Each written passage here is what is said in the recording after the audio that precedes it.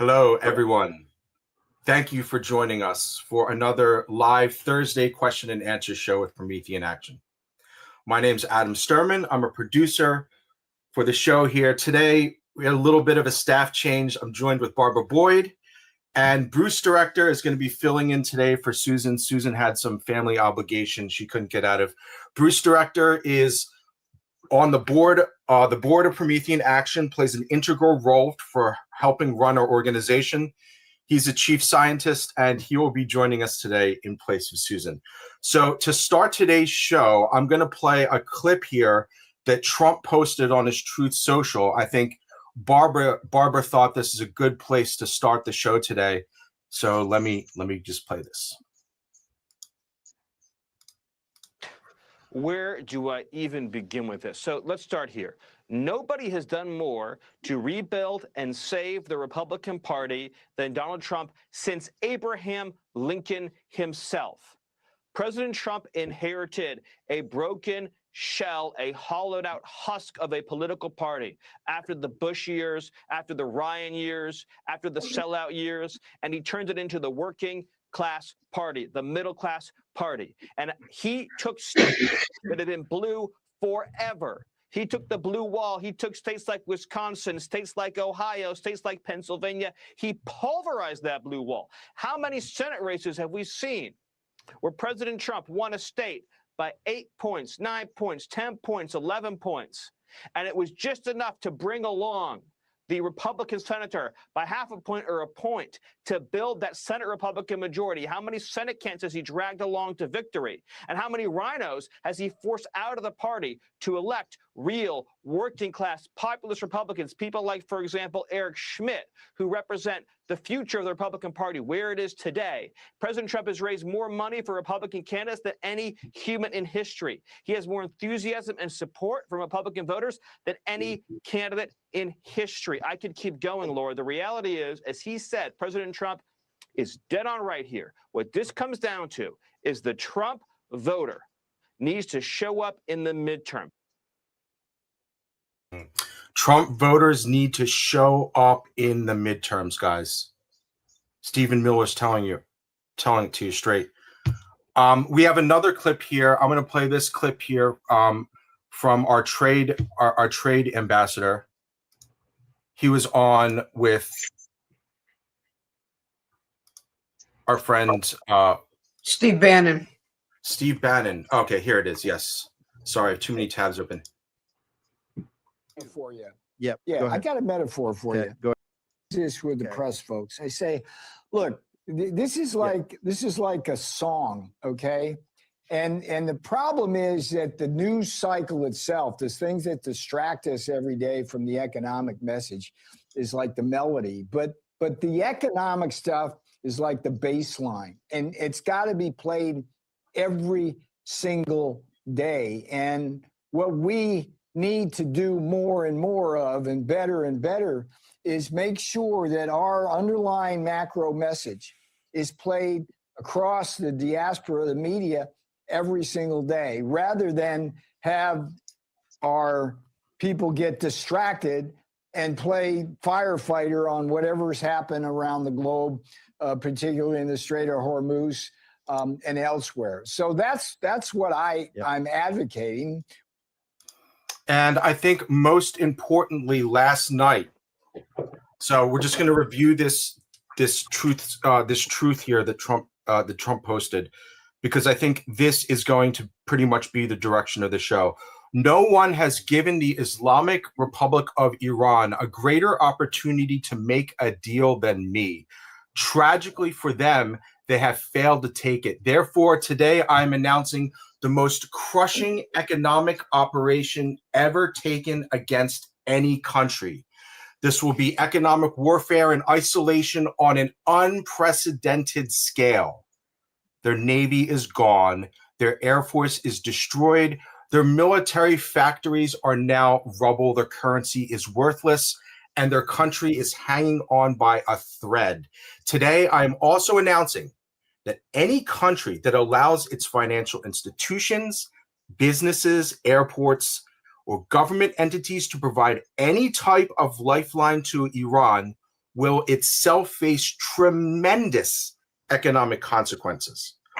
Oil smuggling, swap lines, cash transfers, exchange houses, ship registries, front companies.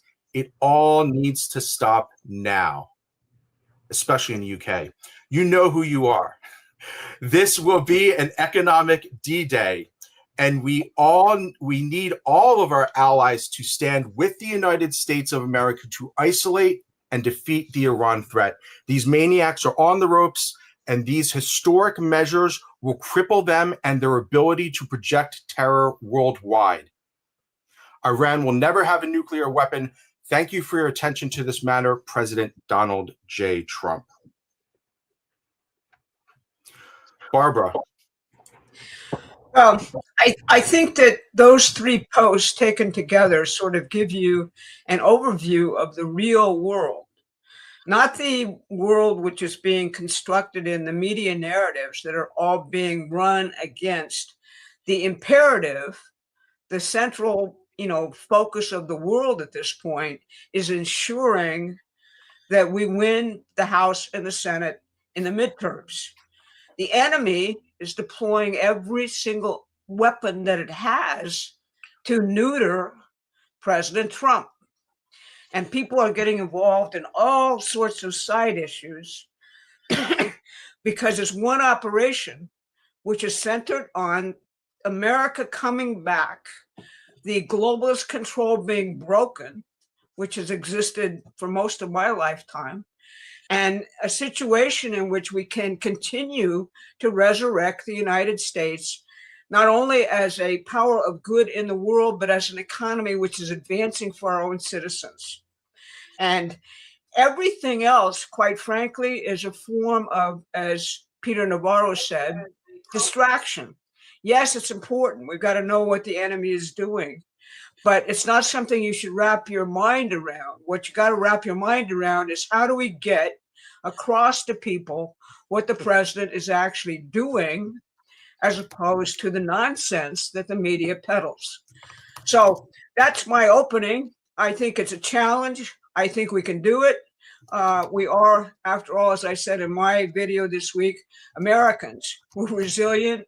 We actually do miraculous things in very difficult situations. And we're being called on now to take those people who are out there. You're all out there. You know who you are.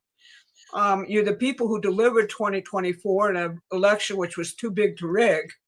And you got to do it again, except even bigger. And that's our mission from now until November. We'll comment on the other things to keep people focused. But the central idea here is, how do you going to get 10 of your friends or colleagues to go to the polls and vote? It's a very simple mobilization message. And you have to hold your nose, I admit, for some of these Republicans. But if the president endorsed them, then you should vote for him. Period. End of story. End of debate. And that's really the message, I think, for today. Thank you, Barbara. And thank you, everyone, for joining us today in the chat. As you're joining the show, please let us know where you're viewing from. If you're on x.com, you can double tap the video to give us a like. On YouTube, please drop us a like. Thank you, everyone. Quick shout out here to Paul Trainer. Thank you, Paul, for joining us today. Diba Dora, thank you. Love having you here. And Melody Hart, thank you so much for policing the chat with me every week. Thank you so much. Okay, so Bruce Director, what do you have to say? Bruce, what do you have to say for our audience today in light of what's going on in the world? Make sure you unmute yourself. I had to mute you. Sorry. I think that Stephen Miller hit it on the nose, and that's the thing. That's the kind of spirit that everybody has to have. The fact of the matter is, Trump is not distracted, and if you just follow what Trump is doing, and don't get distracted yourself, you could see that we're accomplishing some tremendous things. The Truth Social you read by Trump is really important, because it's been clear now for weeks and even probably longer that Iran is extremely weak, the United States is extremely strong, And Trump is reorganizing everything going on in the Middle East, completely restructuring the whole global situation.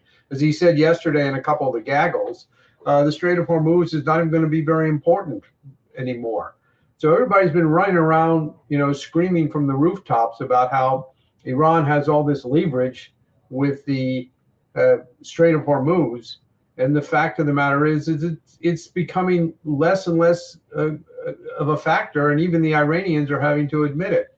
So you see, Trump has a strategy, and he's exercising it. And I think the fact that people are so unused to actual decisive leadership that they get easily distracted. And if you have the attitude that Barbara just expressed, that Trump expresses, that Stephen Miller expressed, if you want to save the country, stop, getting the heebie-jeebies and worrying about this and that and the other thing. Go out and save the country, and that's the direction we're in right now. The enemy wouldn't be acting so crazy if they were winning. They know that Trump is about to pull off something that has never been pulled off before, that everybody says can't be done, which is we're going to keep the House, we're going to keep the Senate, and we may even increase the majorities in both cases. And Trump's going to come in at the end of this election cycle with 2 years left in his presidency, and we're going to complete the reconstruction of the United States, the dismantling of the global empire, and it's not going to be able to be undone by anybody. That's what I have to say. Thank you very much, Bruce. I want to give a quick shout out to the YouTube chat here. It's a lot of people from Pennsylvania. So I wanted to give a quick shout out to my friends from Pennsylvania. I grew up in Philadelphia, so I feel like I have a deep connection to that state still. But good to see everyone from all over the world. I saw somebody from Germany. I saw a bunch of people from Texas too. Thank you, everyone. Gulf Coast of Alabama, cool. Eagle River, Alaska. We have so many supporters from Alaska. Okay, so I guess I'm going to jump right into the questions. So the questions that I'm going to be reading today come from our email newsletter list. I produce Promethean Action has a weekly email newsletter. We have a daily email newsletter, and in the emails, I put links in there to submit your questions. So that's where these questions are coming from.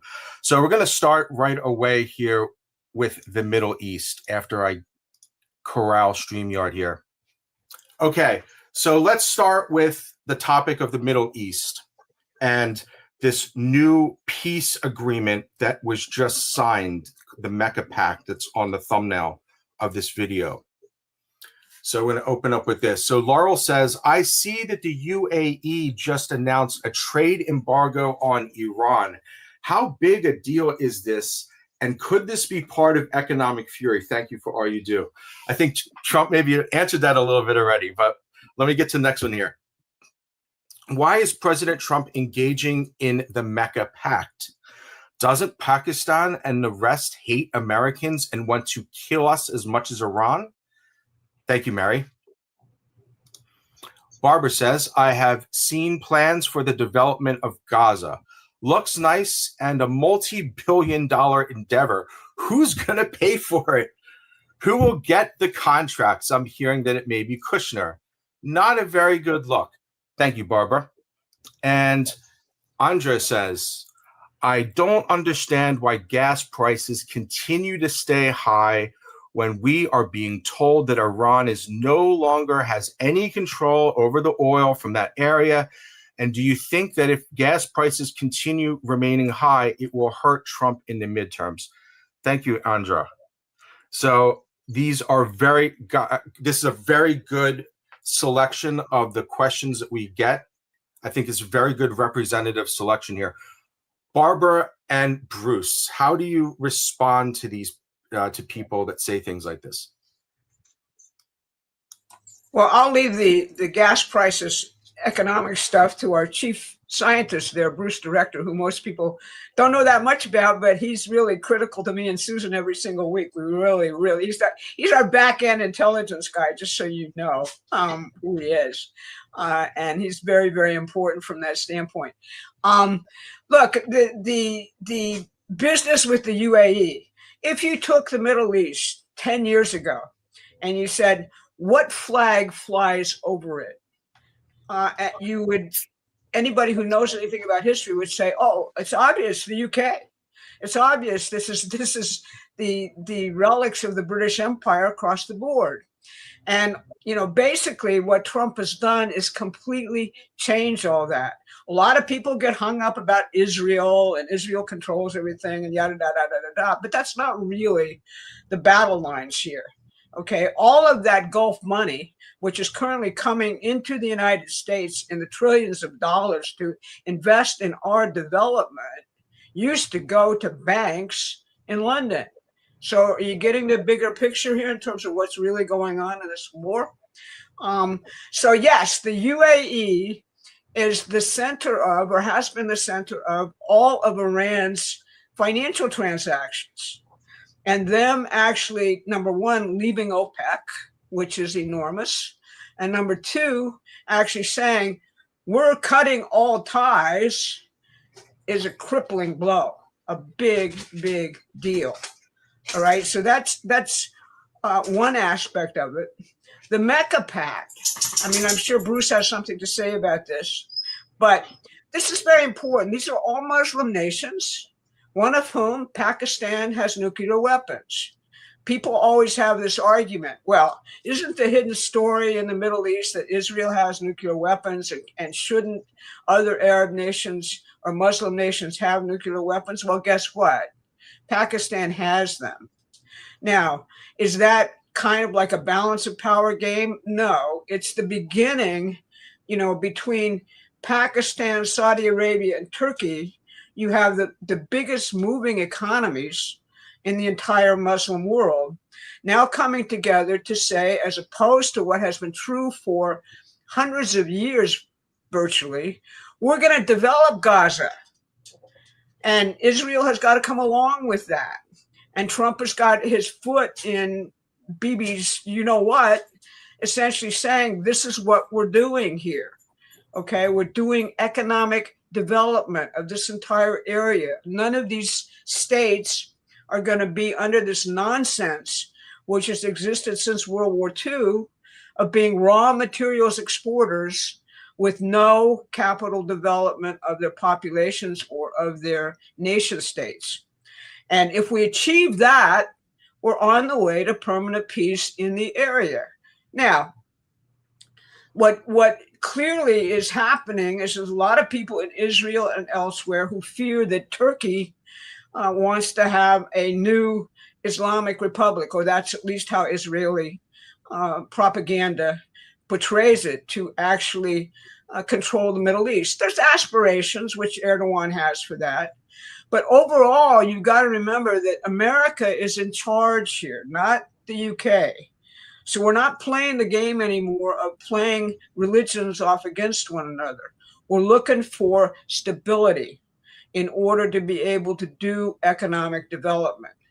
And that's really the significance of what I think that accord is and the directionality we're headed in. So that's an overview. I'm sure Bruce can answer the question better than I, to give you just a short summary of why gas prices are what they are. A lot of it has to do with what the president has said in terms of refining capacity, the actual physical economy. We don't have huge refineries in the United States. Most people don't take that into account. And the oil companies are still very much in Wall Street's pocket. So that's the fight that's going on around gas prices. I'm sure Bruce can add something to what I just said. Yeah, the biggest factor in gas prices is exactly that right now. It's refining capacity. The U.S. has not built any new refineries in decades. And the actual refineries we have are not really geared towards refining the oil that we produce in the United States. They were all geared towards refining Venezuelan oil, which is a heavy crude, as opposed to the light crude, which we produce here. So there is a new refinery that's being constructed in Texas. There's a lot of things that are being done in terms of environmental regulations and loosening up regulations that Trump has implemented and Secretary Wright is pushing, which can lead to some increases in refining capacity. And it's a very complicated thing. For example, California doesn't actually use any refined products that are produced in the United States. They actually are importing oil and importing refined products because of their crazy environmental stuff. And you know, Trump has done things like suspending the Jones Act so that we can ship refined products around the United States much easier. So there's a lot of things that are being done which will help loosen that up. And also, you know, the war in Ukraine has a lot to do with it, because Russia was actually a major exporter of diesel fuel. And with Russia's, after the Ukrainian attacks on Russian refining capacity, Russia stopped exporting diesel fuel. Even during the war, they were exporting, I think, 20% of the diesel fuel, a lot of which was used in other places. So that was driving up prices. And also China has cut back their oil imports by about, I think, 5 billion barrels a day. But that was not oil that was being consumed in China. They were refining that oil and exporting refined products. So all of this is leading to the, you know, keeping the gas prices a bit high. And Trump is on it. He's putting pressure on the oil companies and so forth. So and gas prices are coming down. I mean, I know in California they're close to $7. Adam can maybe verify if that's true. That's what I've heard. But in Indiana, they're $3.29. Here in Northern Virginia, it's $3.80. It was $3.50 in other parts of Virginia. So the oil gas prices are coming down, and I expect that they will continue, especially as we get out of the summer season and we start getting into the fall. As far as the Mecca Pact goes, this is really, really important. And you have to look at this in the context of what Trump's done in the Board of Peace. And I think the best way to look at this is what Yitzhak Rabin and Shimon Peres said when they signed the Oslo Accords. You don't make peace with your friends. You make peace with your enemies. And what Trump has done here is gotten people who are and have been and considered each other enemies to sit down together and actually make peace. And look at just really quickly. Look, you had the Kushner trip to Egypt where he met with Hamas. Hamas agreed to disarm. You have the process in Lebanon where the Lebanese government is disarming Hezbollah. You have the situation in Syria where Syria has cut off the land route from Iran into Hezbollah. All these, that you have the attacks on the Houthis. The Saudis have always been worried about Iran. So is the UAE, and so has Pakistan. And they've always been opposed to Iran having a nuclear weapon. But they've always been afraid to actually do something about it because of the way the British have always manipulated the Middle Eastern geopolitics. So with Trump asserting himself, the U.S. is going to be involved. The U.S. is going to be involved from the standpoint of strength. And our goal here is to make peace, not to perpetuate war, and has done what everybody said couldn't be done. That is giving people the confidence that this thing has to be brought to a conclusion. And that's what is really behind the Mecca Pact. And I think it's very important that Trump came out and publicly supported it, because admittedly it was not clear what all the implications were about it. But when Trump came out last week and said this was a good development, I guarantee you he's not just wishful thinking on that. Yeah, I just want to add one comment on this Kushner stuff, you know, and the attacks on Trump's family. You know, if the Democrats had their way, or if the media had their way, you know, his entire family is supposed to be paupers in monk's clothing at this point, not doing anything in the real world. They're just supposed to sort of go off somewhere and live in the desert or something. All right.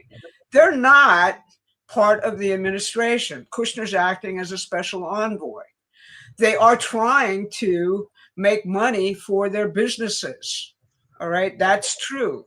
Does that represent a conflict? You can bet that basically every lawyer in the world, the best lawyers in the world, are being deployed to ensure that there's no there there if somebody, basically comes after them for what they're doing. All right. But it's kind of insane. And Trump says it himself. I really feel bad for my family because they've been smeared all over the place simply because they're his family. And it's kind of disgusting, to tell you the truth. With respect to Jared, having contacts with these Gulf, people, he's had them even before he actually did the Abraham Accords. This is the way things work in this part of the world. It's an insult if you don't take whatever gifts some of these people would like to give you. It's considered to be a cultural violation. So, people are playing around with this stuff, and it's really, in my view, quite disgusting, and not really in any kind of reality. So that's how I put it. The plans for Gaza were put forward in the first Abraham Accord announcements, and truly it would be, basically what was planned there is the beginning creation of a second state with a huge tunnel constructed between Gaza and the West Bank, which are now unlinked in Israel, linking up those two places and creating the basis for a true economic development zone. So that's what it's about. And people are attacking it for various reasons, most of whom, again, the issue is Donald Trump, and any way they can smear him, they're going to try and smear him, including using his family's business objectives to actually say somehow he's on the take, etc., which is a very big current line of attack at this point. Let me just add one other thing that people need to be aware of, that there's a new generation in the Middle East which is coming up. You see this around MBS in Saudi Arabia, MBZ in the UAE. A lot of young entrepreneurs, people in their 20s, 30s, early 40s, who many of whom have been educated in the United States, many of whom have been involved in industrial investments, and in Israel too. Israel has a major innovation, especially in robotics, AI, biopharmaceuticals, et cetera, et cetera. So this younger generation does not want a repeat of a 30 years war. They don't want to spend their life in war. They want trade, they want economic development, and they see an opportunity for working together in these frontier areas that they can mutually benefit from each other. Turkey also has a thriving innovation economy in some areas. It's Lebanon. People, some of the Lebanese diaspora, young people in their 20s, 30s, are coming back to Lebanon despite its difficulties, wanting to set up startup companies, innovative companies. They want to work with the Israelis. They want to work with the Saudis. This dynamic is the one that we have to support. We have to encourage, and that's the countervailing tendency to the craziness which has dominated the area. So don't be so fixed in old ideas as to how things work over there. Thank you, Bruce. Thank you, Barbara. Thank you to all the people that are tuning in. So much love and support. Let me continue here. So first, I want to say thank you to Chai Guy. I wish I could pull up your super sticker, but I can't. I don't remember seeing your name here, so thank you for joining us. I want to remind everyone that we do this one live show a week, but we do 3 other pre-recorded political briefings. So please make sure you're subscribed here on YouTube, or if you're watching on x.com, make sure you're following us on X. We post the stuff on X too. So Chai Guy, please make sure you're subscribed. And if you really enjoy what we're saying and you want to stay in touch with us, I really recommend you get anyone who's listening, we have a free email newsletter. I have both a weekly and a daily subscription, depending on your preference. And if you'd like to support us, with a $10 a month sustaining subscription. You can also do that. Again, just hit the free email newsletter link. You'll be prompted with all the options when you sign up. Okay. And I want to jump here to Kevin. Thank you for joining us again today, Kevin. Always enjoy having you here with your questions. Kevin says, what is the future status of Venezuela? A U.S. territory or compact or free association with the U.S. military bases moved U.S. troops from closed Spain bases? Barbara and Bruce, what is the future of Venezuela in our relationship with the United States? Well, I think you got to look at it in the context of what's going on in Latin America much more generally. If you think about what our neighbors to the south were really like over the last 20, 30-year period, their economies had been basically collapsed into being centered in the drug trade, to be blunt, or other nefarious types of things, which was what was going on in Venezuela as a laundry point. And China was moving, completely into the area and becoming a very dominant power in terms of financing and everything else, because the IMF is, basically against any kind of development, economic development of these places. What's being talked about in terms of Venezuela is that it will remain a nation state. It will develop again into a nation state. It will hold elections. I heard Marco Rubio talking about this just last week, and he said, basically, we're not ready yet to transition to elections in terms of where the population is in terms of development. The actual support for Hugo Chavez and for Maduro, actually came from the very poorest people in that country, who are dirt poor and very easily organized into mobs because of their extraordinary poverty. What the United States is looking at is, how do we actually develop that economy so that you have a mature political operation that can actually function as a nation state. So we're not looking at I don't believe we're looking at making it a U.S. territory or a compact of free association, although there may be a developmental stage which is like that. The ultimate goal here is to have nation states again in the world who can function independently and develop their people according to their own various cultures.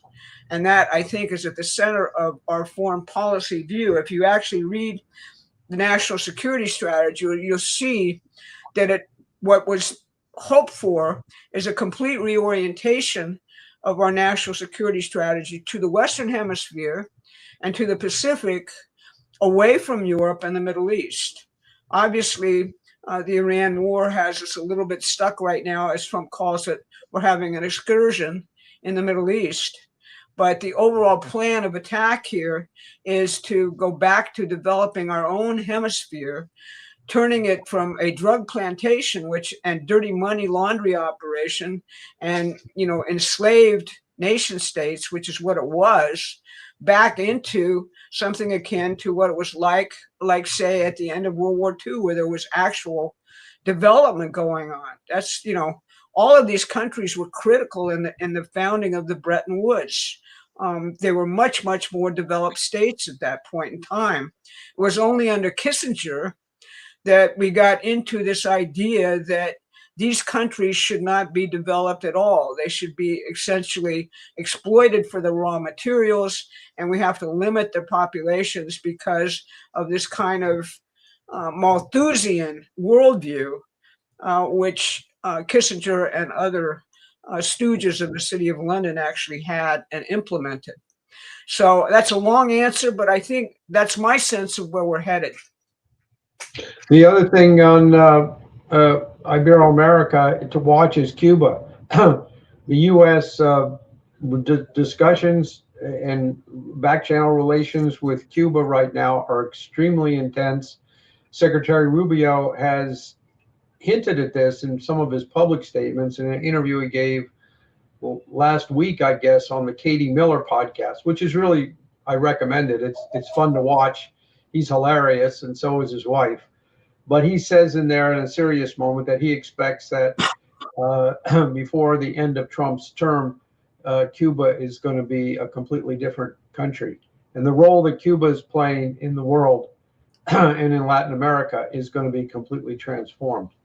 So I think that this is a very well thought out and active program that the president and his administration has with reasserting the Monroe Doctrine, asserting American dominance and good neighbor policy in the Western Hemisphere.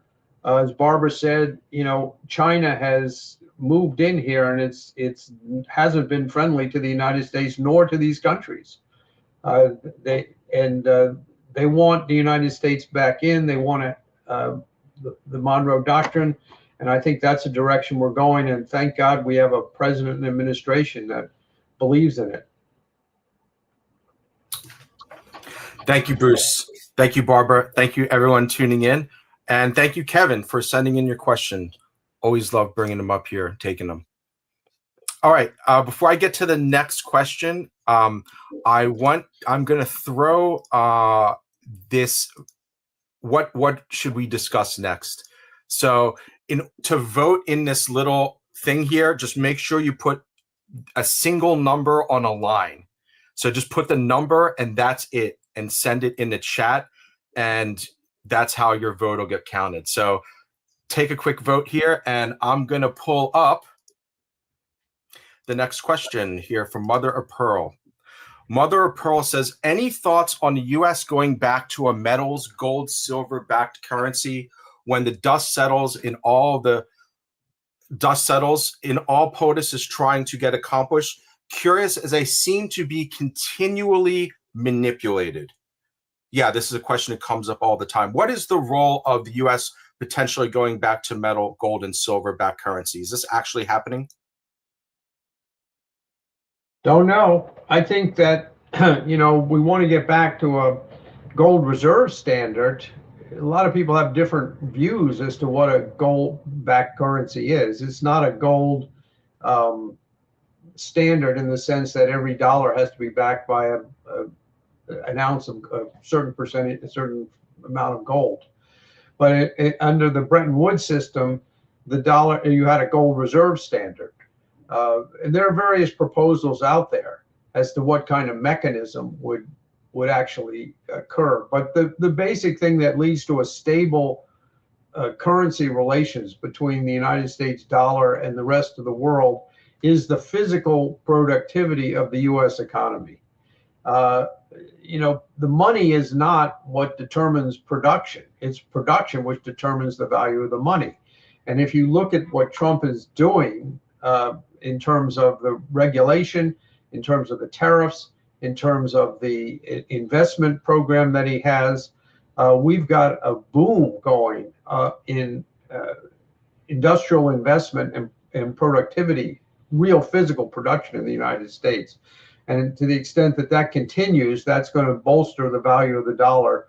And, what other mechanism you use to balance it with respect to other currencies is of secondary importance to whether or not you actually have a functioning physical economy. Thank you, Bruce. Barbara, any thoughts? No, I think what he said, I mean, when people look at the manipulation of these currencies on the markets, that's what they're talking about. Because off of the dissolution of Bretton Woods in 1971, we got into, currency manipulation, precious metals manipulation, commodities, etc.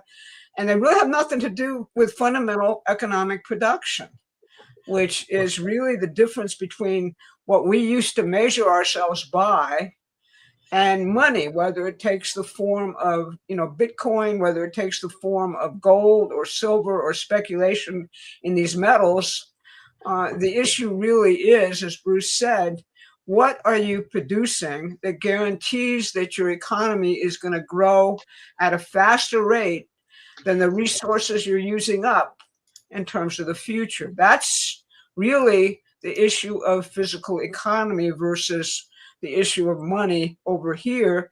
And money should be, in whatever form it takes, an instrument of that physical production. It should facilitate it. What we've seen prior to Trump is that the two parts of the economy, the credit and money side and the physical economy side, basically, it is like basically you had this tick called the money system draining the entire blood of the physical economy and eating it up, cannibalizing it. And that's what we all experienced in our lifetimes up to Donald Trump. And people are very impatient with, well, how come it hasn't changed like that? Well, hey, we have to build it. It isn't here. Think of all the machinists who are really critical right now and central to the labor force, who are no longer machinists, who are out there doing gig stuff, who've lost their skill set, things have advanced, etc. We've got to train up. We've got to really go through a mobilization to build it. And that's really the Democrats know that. And they're using the fact that it takes time to build that. And they think you all are really stupid out there and that you have limited attention spans. And therefore they can say, okay, he didn't change it in 20 months, so therefore he's a failure. Well, you're not looking at what physically where we were at and what it's going to take to actually get to where we're going. And that's the message which we actually have to figure out how to really convey to people, because I don't believe that you all are stupid. And that's kind of, if you think about what they're trying to do, that's what it's based on. Thank you, Bruce. Thank you, Barbara. Thank you, Bruce. Thank you, Mother of Pearl, for joining us. I hope we answered your questions. Just some house cleaning things here. So I'm already seeing it. So I'm broadcasting. If you're watching the stream, I'm broadcasting both in a vertical TikTok style format. I'm also broadcasting the traditional widescreen format. If you go to our channel, if you just click on our channel page, you can switch between both streams. So I want everyone to know that. Also, just as a reminder, we have a lot of new people in the chat today. Some people are saying some pretty crazy stuff. You can always block somebody in the chat. YouTube is really inconsistent about who sees what. So if something irritates you, come up in the chat, just block the person on your side so you don't have to see them again. Okay, thank you everyone for voting. I really appreciate our audience. Definitely is on the right track. They're picking the right issues. DSA, communism, and Debs, because that's really our enemy going into the midterm. And Canada is a second thing. I'm happy to see the data center issue and the Muslims are taking over issue to score lower in this. So we're going to go directly to this issue of the midterms, the DSA, and issue of communism in the United States, which is becoming a thing. Let me take down this thing here. All right. So let me jump here to question number 26. 26. Here we go. Okay. Gail says, it seems like several elected representatives and some running for office are not natural born citizens, but became citizens while living here. When becoming a U.S. citizen, you are asked to learn our history, laws, and live by the Constitution. I am wondering, how is it legal to run for public office on a communist socialist platform that denounces the very values they took an oath to uphold to become a citizen? They are essentially claiming that they are seeking to destroy our republic, which I find very upsetting, and it seems illegal to me. Why is this allowed? Thank you, Gail. Veronica says, many years ago, I was taught in school the following formula. Russia's political system is communism. Their economic system is socialism. Their religious system is atheism. The USA political system is a constitutional republic. Our economic system is capitalism, and our religious system is Judeo-Christianity. I never hear this comparison anywhere. Is it forgotten civics, or did my teacher oversimplify socialism? Thank you, Veronica. I think so many people feel the same way. Donald says, President Trump needs to have his education secretary require a Declaration of Independence and our Constitution taught in at least high school or middle school, along with the horrors of socialism and communism. The previous education secretaries removed it from our schools, so let's put it back and regain our youth's minds. Thank you, Donald. And this last one here from Dog Star. Susan, your recent video showed a different flyer than I had seen. I got flyer 3. Okay. I've been thinking about young, indoctrinated Democrat socialists, the new Democratic Socialist Party. I don't know why people call it the Democratic Party. It's the Democrat Party. Anyway, they must have seen the movie that had the trailer with, I'm going to take down the whole corrupt system. It's going to be biblical. That alone could explain the idea that we want to destroy Western civilization. And they don't understand that President Trump is taking down the globalist system, which is what the movie was referring to. Sometimes a movie clip like that has a lasting impact on groups looking for a purpose. They just misunderstand what the system needs to be taken down because many don't research and don't know about the American system we originally had before the globalist system. Your history classes are excellent for helping people learn how our country was originally structured, where we had decent wages, stable full-time jobs, and national sovereignty. Thank you for all you do. Thank you, Dog Star, for sending in your question this week. So this really sets the stage. Barbara, Bruce, what do you have to say? Well, I'll start. I'm sure Bruce will have more. But look, the point here is that, number one, there's no difference between the Democrat Party right now and the DSA or Communist Party as it would be. If you look at what the Democrats have actually stand for, they've had one purpose throughout the entire period from 2016 forward, and that is take out Donald Trump by any means necessary. All right, that's their purpose and has been their purpose. What's going on now is that the people who they thought were their, if you will, Jacobin force to actually do riots, to actually do all the things which we saw in the summer of 2020, they've been empowered as a destructive force. In my view, that's really what is going on at this point. Michael Schellenberger has a very interesting piece talking about how Nancy Pelosi actually viewed the first round of these people coming into Congress known as the Squad. Okay, and what he says happened is that Pelosi made a deal.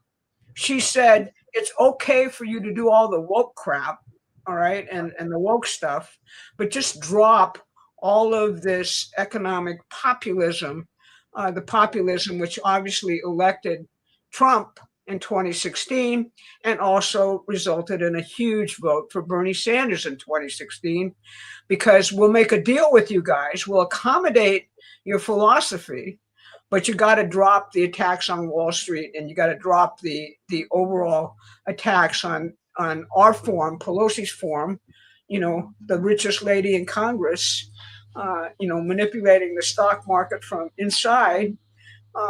You got to stop. You can't attack our form of capitalism. All right. So they're totally accommodated to this.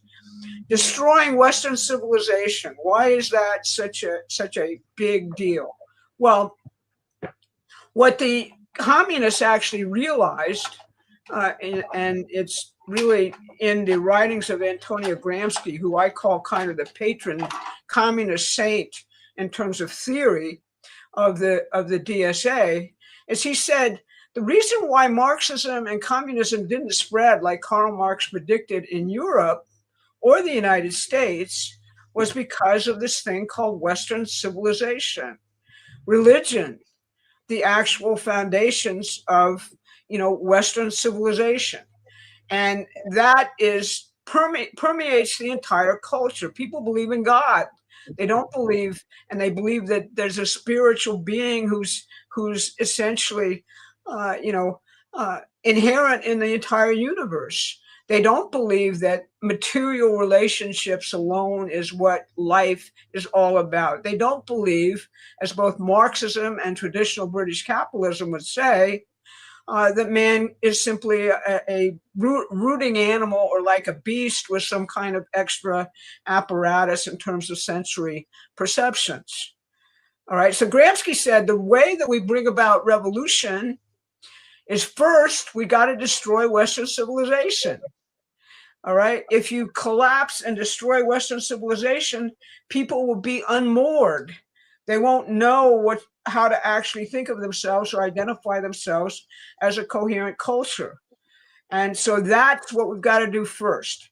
And that's what has been a rallying cry of the DSA. It's what's, basically, if you think about it, it's what the attacks on men and the patriarchy in our society is about. It's about what the attacks on religion throughout this entire period have been about.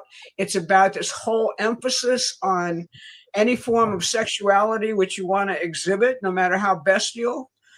Just let it go. That's freedom. All right. All of those things I just mentioned are part and parcel of the actual Democrat Party platform. What do you think they actually said, in terms of the last period of time? What's the civil rights movement? It's not blacks or Hispanics or anything like that. It's gays and transsexuals. All right. So you're seeing right before you this entire attack.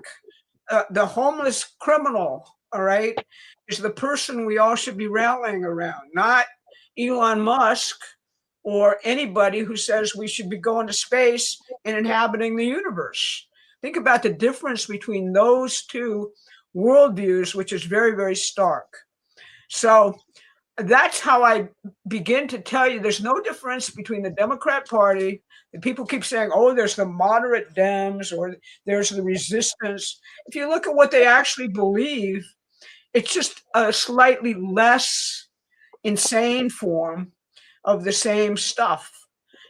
Open societies, uncontrolled immigration, the whole aspect of driving down all of our energy and never producing anything, having windmills of solar power, and having a world government in which we're just another colony. All right, we shouldn't. That's what having empathy for other peoples of the world means.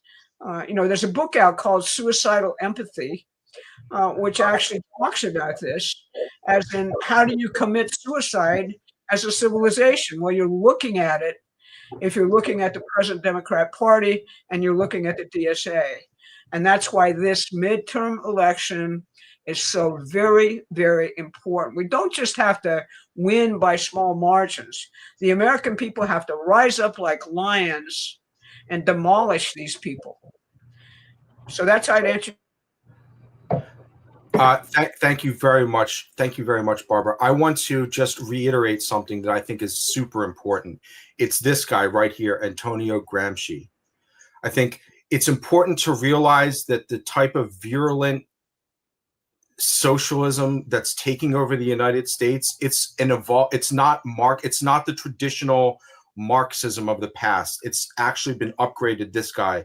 So the more you start researching this guy, Gramsci and his life and his influence on other people, start talking about this guy more often with others. We need to shine more light onto this history, because this is what the DSA is basing their entire platform on. Bruce, what do you have to say about this communist takeover of the United States? Couple things. I heard an interesting interview on X today, which was an excerpt from one of these Mark Halpern Next Up videos, and he was interviewing a woman named Evan Barker, who's written a book called Nothing Left: Confessions of a Democratic Operative. And what was interesting is that what she says is she grew up in Kansas. She was a working class kid. She got involved in Democratic politics with Obama, and then got very much involved in the progressive movement and rose up to in the ranks of the progressive movement, and became a very prominent fundraiser for the progressive movement. And he asked her, well, who gives money to keep this progressive movement going? And she says, billionaires. She said, the money I raise, she said, except for some people like Bernie Sanders and AOC who have big lists, most of the progressive movement is all being financed by billionaires, mostly heiresses, people you don't know, who are heiresses to hedge funds or oil company fortunes. Of course, Soros is one of them, who she says, pours huge amounts of money through front companies into independent expenditure committees in support of every single one of these ultra progressive candidates. Now, and she also made the point that she got involved in politics because she said, it should be supporting the working class. But none of these issues that the progressives support are so ginned up about, stopping ICE, defunding the police, men and women's sports, all these crazy things that they're really for, have anything to do with the economics of working people. And this is not only telling about what the actual progressive movement is. It's a movement that's funded. It's a Jacobin movement funded by billionaires for the purpose of destroying the independent power of a sovereign United States that's beholden to the American people, most of whom are not college-educated white heiresses who, care about gender equality issues. They're people who want to produce, want to grow, want to industrialize, want to be productive. Now, this is not new. We talk about Gramsci, but if you go all the way back to the origins of Marx and communism, it comes out of the French Revolution. The French Revolution, there were two revolutions in the 18th century, the American Revolution, the French Revolution. The American Revolution was based on Judeo-Christian principles. The founding fathers were inspired by the Hebrew Bible, as well as studying Greece and Rome and all this other stuff. But they were really motivated by both the lessons of that are in the Bible, of how you organize a society based on morality and based on God's love. The French Revolution went the other way. They chopped off the statues of all the cathedrals. They swore that it was a triumph of the mathematicians. Everything that was religious, everything that believed in God was destroyed. And instead, it was a return to Roman law and Roman mathematics and Roman principles. And that's not to say that there wasn't evil and in the Ancien regime, which had ties to the Catholic Church and so on and so forth, because a lot of bad things can be done in the name of religion as well. But in the United States, it was completely different because we didn't have a state church. We allowed freedom in this country. And so the government power and morality came from the free will of the people to create a society, to create a government based on the principles that today we, in shorthand, will call Judeo-Christian principles. And it was in the heart of the people. And that was contrasted to what happened in France, which then turned into a bloody revolution where they lopped off the heads of everybody they could find, and you ended up with a dictatorship under Napoleon. So the mistake is to think that Marx invented something new. He didn't. Marx just adapted to an already existing movement in Europe that was organized against the American idea, against the American system. And it was a European idea funded by billionaires, the equivalent of billionaires. The wealthiest banking, financial institutions in Europe funded this movement that later became known as communism, And parenthetically, the term capitalism as an economic system was invented by Karl Marx. It's not a system. There's the American system and there's the British system. What people sometimes call capitalism turns out to be an invention of Karl Marx. But Marx did not invent something new. He inherited a movement that was funded by the enemies of the United States and the American Revolution, and was deployed to prevent the spread in the middle of the 19th century of the American system to Europe. Because you had the Civil War. All the European powers, except for Russia and Germany, supported the slavocracy in the South. There was a movement in Europe to actually adopt American system principles. We don't have time to go into details on this, but we have a lot of information about it on our website. And so communism and Marxism was launched as an attack to prevent the American system from spreading to Europe.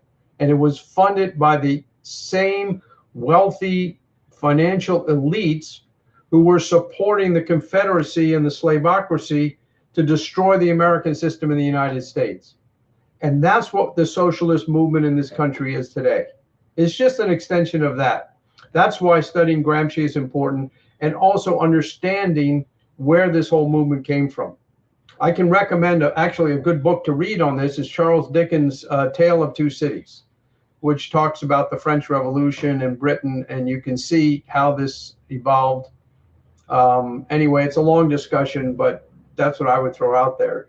You're not looking at a grassroots movement here. You're looking at, a bunch of Jacobins who are financed by billionaires who are out to destroy America.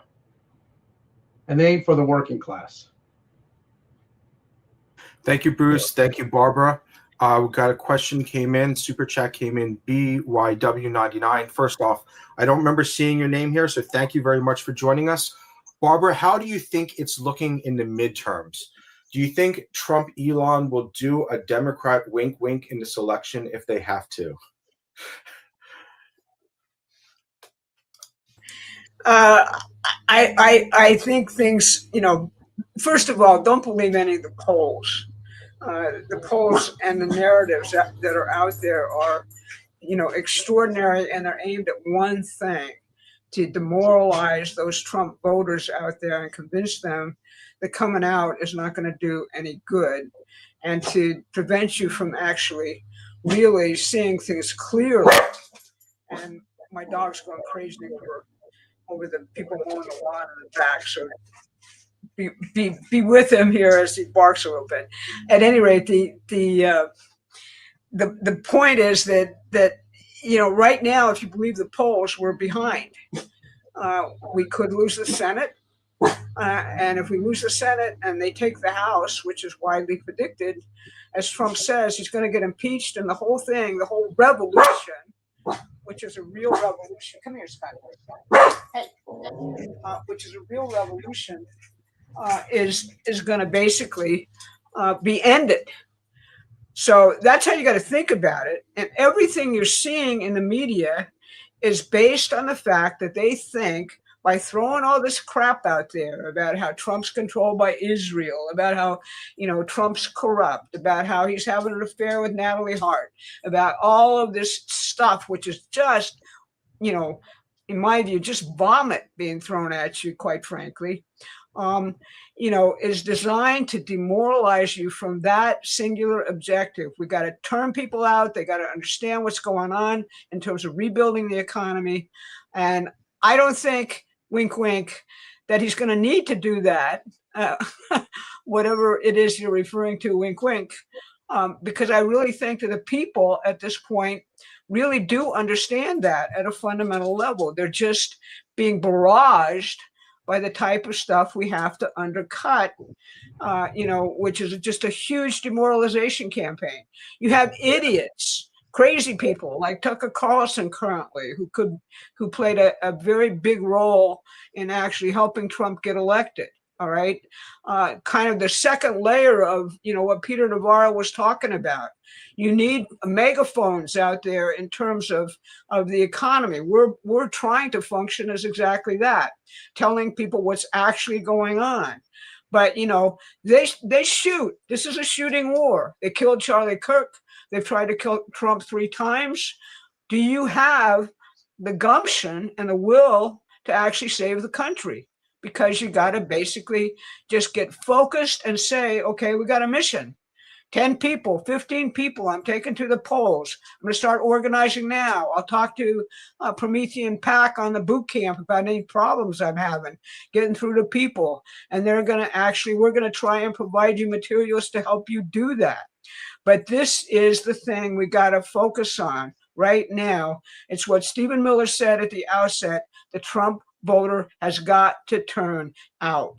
If we do that, we win. All right. It's too big to rig. There's a lot of stuff going on to help with election integrity and everything else, but the fundamental principle remains the same as it was in 2024. Too big to rig. So that's how I'd answer your question. Wink, wink. Thank you. Thank you, Barbara. Thank you, BYW, for joining us. Bruce, any thoughts on this? Well, no, I think that it's going to be a tough fight, but, it boils down, it's going to boil down to, a few states where there are close Senate races and a few congressional districts.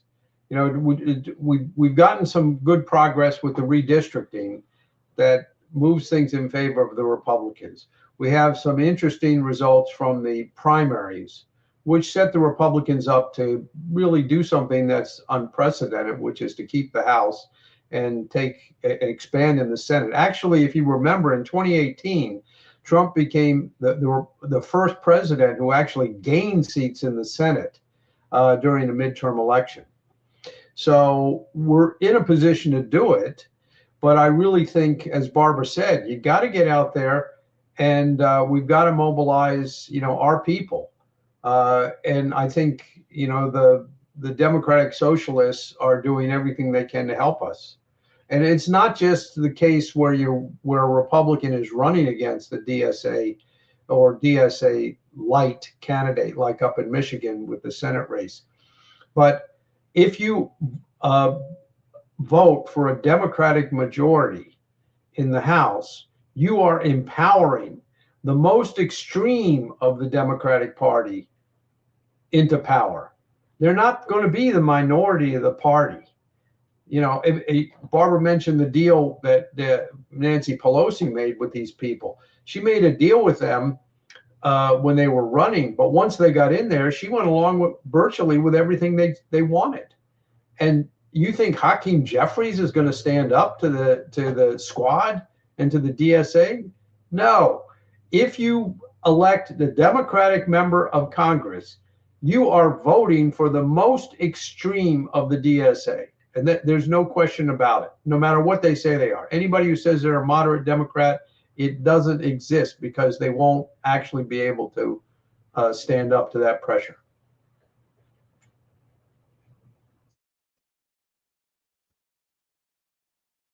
Thank you, Bruce. Thank you, BWY99, for joining us today. I'd also like to give a shout out to Teresa. Teresa, thank you very much. Please make sure you're subscribed to the channel. Ginny, thank you very much for joining us today. Make sure you're subscribed to the channel. We have a free email newsletter. The link is in the description. You can also go there if you'd like to give us a $10 a month sustaining subscription. You can also do that, but the link for our newsletter is in the description. We have both a daily and a weekly products. Thank you, Ginny, for joining us today. And Mercenary X21, I think you're raising something that I agree with, but I think it's important because it's raising a wider issue about the changes that are actually going on in society that everyone's seeing. Speaking of schools and giving them actual lessons in civics, we should also bring back gun classes and make it mandatory. An armed society is a polite society, after all. Teach restraint and discipline. Yes, I agree with what you're going with here. There is definitely a breakdown of the common bonds that keep our citizens united. And I think there's been a massive push through operations like Gramsci and the DSA to really split the United States into multiple warring factions. And I think that's really at the heart of what you see with this. I mean, I'm here in Southern California, luckily in a very nice area, but you start going closer into Los Angeles City, and just the amount of disrespect that people show to one another is absurd. Bruce and Barbara, how do you address not necessarily the gun question directly, but the social question where you're really getting people that are just disrespectful in public, right? Disrespecting their own citizens. How do we actually fix this problem? Well, I think J.D. Vance makes some very good points in his book talking about his return to a religious identity from his earlier stance as a student and elsewhere of kind of alienation from his family, from the culture he grew up in, and from the community he grew up in. The problem is that we've created, or it has been created for us, a very, very atomized society where people don't have bonds to their community. They don't have bonds to their church. They don't have the things that actually make a civil society civil. It's all based on, looking at that screen on your phone or whatever, 24 hours a day, and not really talking to other people, not really going out and having conversations with other people in a social way about what's going on in the world. What do you think? How's it going, etc. I'm reminded of the enormous civilizing influence the military had, or has still, on our people. If you talk to anybody who's actually come through the military and been in a situation in which their life depended on how well they communicated with other people in very dramatic situations in which they were expected to perform, you find a level of discipline and very similar to what it used to be like all over the country, because you had these kind of social bonds within something you could actually define as civil society. Our founders, basically, if you think about the debates which took place around the Constitution, these were open debates in the population. Hamilton, the Federalist Papers, everybody wrote out there what their thoughts were about what the Republic should be like. They examined, before the Revolution, all of human history in terms of models of government, looked at the failures, looked at the successes. They thought about physical economy and science. That is a big difference between our revolution and a manipulated revolution like the French Revolution, where, if you think about it, it was run very similar, as Bruce said, to the way the DSA and everything else runs today. You created a mob called the Jacobins, and you turn them loose on the population. The British did that. It's very well documented, in order to prevent the American Revolution and this educated idea from spreading. And the people of France, in general, they had something sprung on them. They hadn't really thought it through. They hadn't really deliberated as a society about it as our founders did. Friedrich Schiller said the French Revolution, it was a great moment, but it found a small people. What was he talking about? Well, he was shocked when the whole thing turned to exactly how this will turn out. And I predict it. If we elect the DSA, if we elect the Democrats in the midterms, you're going to ultimately get what was in the French Revolution called Thermidor, what was in the Communist Revolution in China called the Cultural Revolution. You're going to get the elimination of all of the intellectual forces in society at the guillotine, and you're going to have, a dictator or outright fascism like Napoleon come in the wake of that. That's how these things actually work. So I'm giving you a long answer because your perception is urgent. It's not going to happen unless citizens take up exactly this type of education with their friends and neighbors right now. And then we'll get it into the schools as a major proposition. But, we have to break that type of social isolation and lack of discipline, beginning right now with this mobilization around the midterms. And it's a big task. I would say that just two things to add. I think obviously fundamentally this question that Barbara pointed out that J.D. Vance has been talking about, we have to bring people back to religion, and it's not a particular denomination, but I think the work that the churches are doing and to bring people back to dealing with these questions is important. Also, strengthening the family. A government can't do anything to bring people back to religion. That's a mistake. But a government can do things to make it less unfriendly to be religious and to form families and to keep families together. And that has some economic implications. As far as education, one thing I like is what Senate candidate, Republican Senate candidate Mike Rogers is talking about in Michigan, is to bring back shop classes in schools, and not just for boys, but for girls too.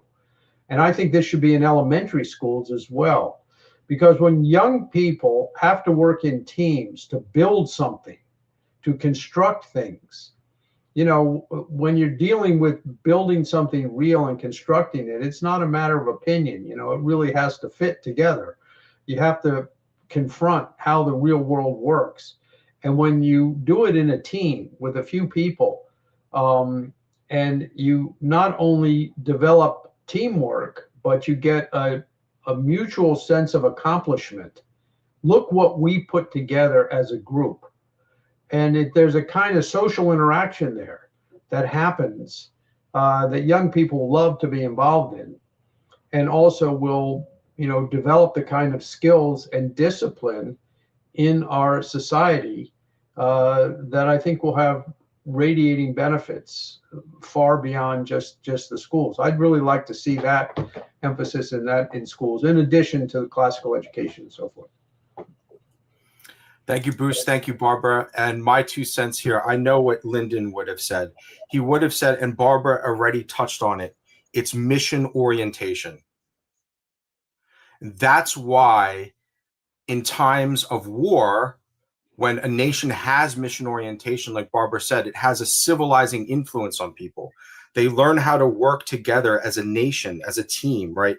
So I think that's ultimately what's been lost in the United States. There's no shared, what's the shared mission of the United States?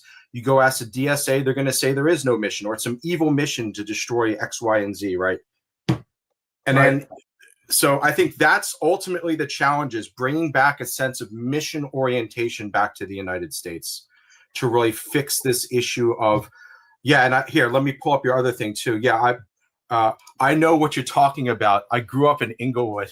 Yeah, I'm very blessed to live in the greater San Diego area where people are much more normal around here. But man, so the mission orientation is what's lacking in society. So thank you, Mercenary, for joining us today.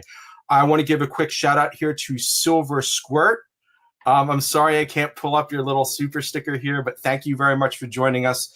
Just as a reminder, make sure you're subscribed to the channel, because we do 3 pre-recorded political briefs a week. Our next one's going to be on Saturday, so please make sure you're subscribed to the channel. Okay, we have plenty more super chats. I want to give a shout out to Susan Hogan. Thank you for joining us again, and thank you always for the generous super chat. You mentioned Bannon in the beginning and our great Peter Navarro, and that's what my comment was going to be about. Bannon has gone the way of doom and gloom. And we have to be careful and filter all of our media. He's a big voice, and we need to be louder. Barbara, your thoughts? Well, all these people, Mark Mitchell, the pollster, Bannon, the Black Pillars, they've been doing that. I think Bannon fundamentally is a very conflicted person. I think Peter Navarro got the best of him yesterday and brought out the best of what Bannon can actually do by reminding him of the role he actually had in 2016 and what 2016 was actually about.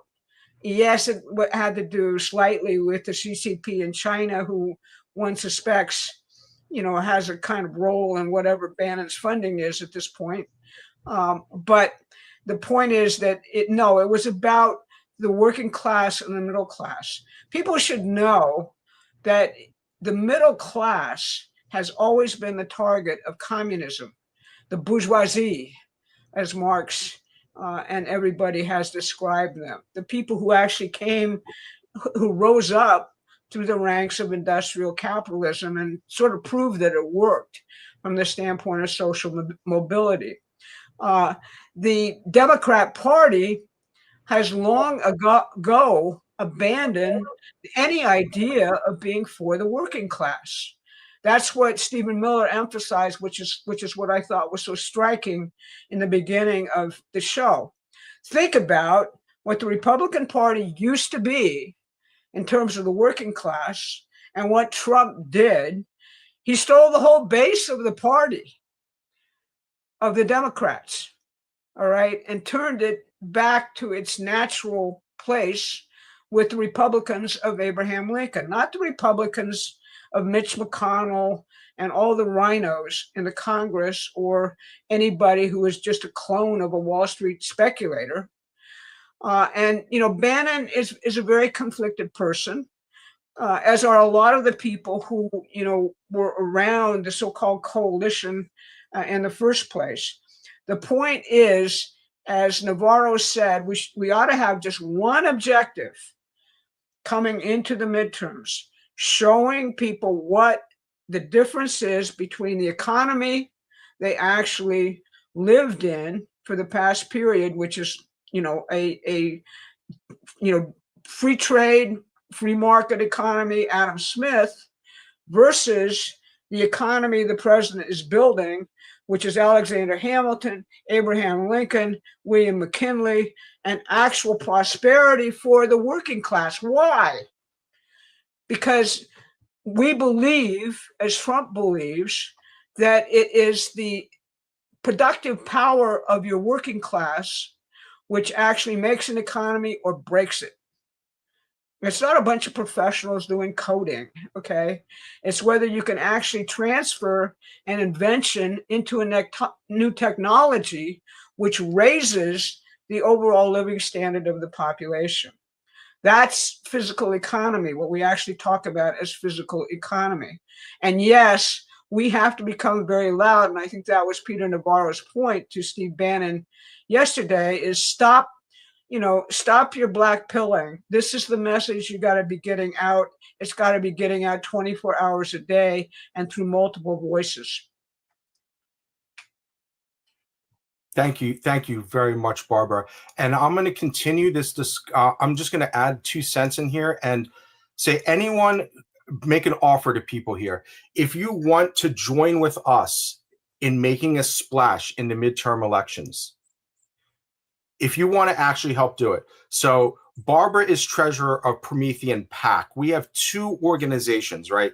Promethean Action, which is hosting the show right now. Promethean Action is an ideas and issues organization. We can talk about ideas, we can talk about issues, but we can't directly participate in the election itself. That's the role of Promethean PAC that Barbara is the treasurer of. I pulled up the Promethean PAC website right here in the upper right-hand corner, or if you're on mobile, it'll just be in the menu. Come to our midterm boot camp sign up. What we're basically doing with our midterm boot camp is helping people become an activist, a political activist.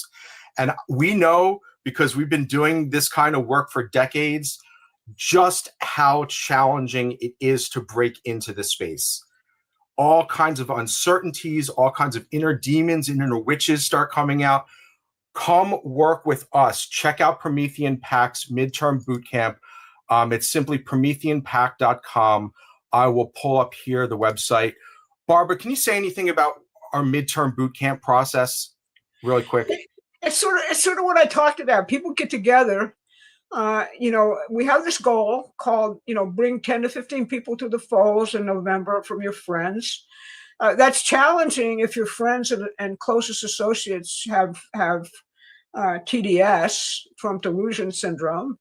That's challenging if you live in a blue state where you're surrounded by people who have TDS.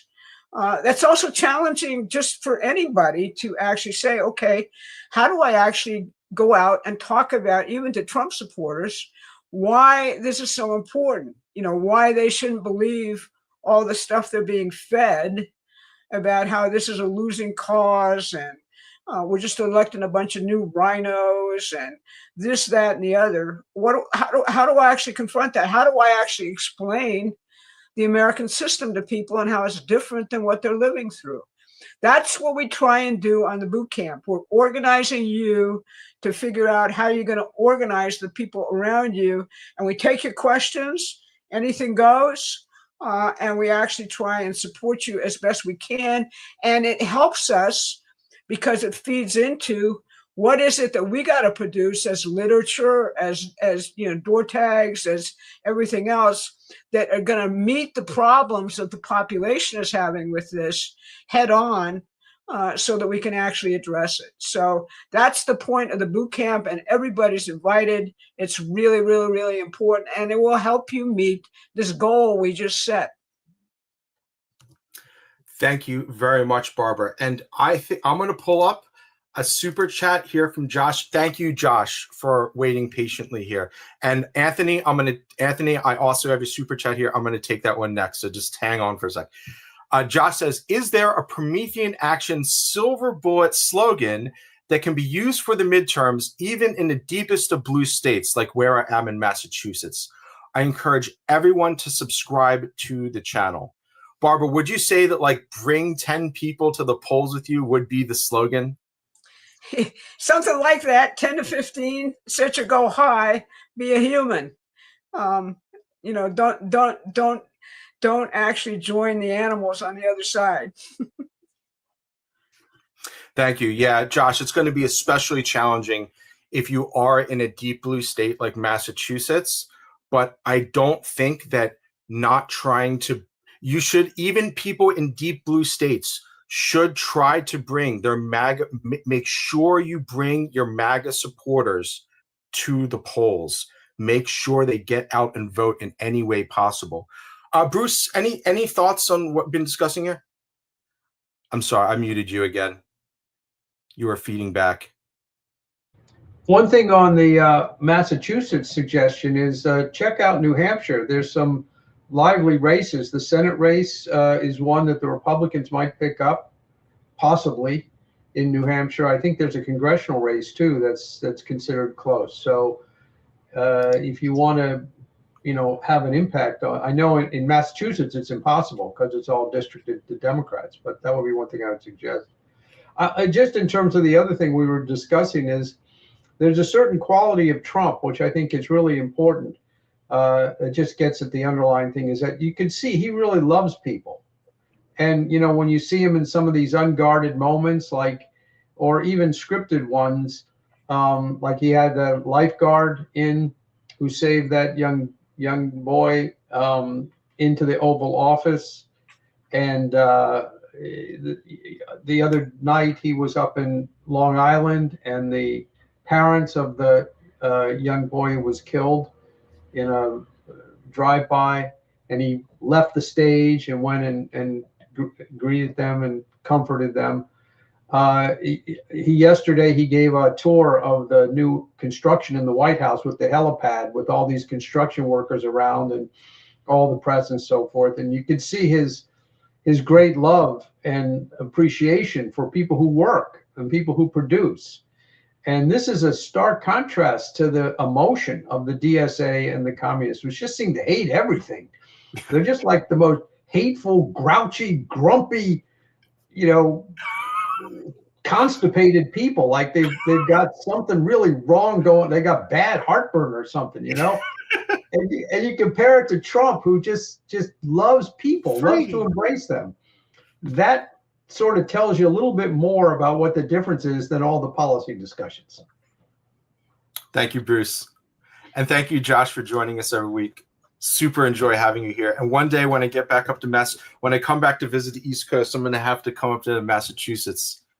Definitely hang out at your bar there.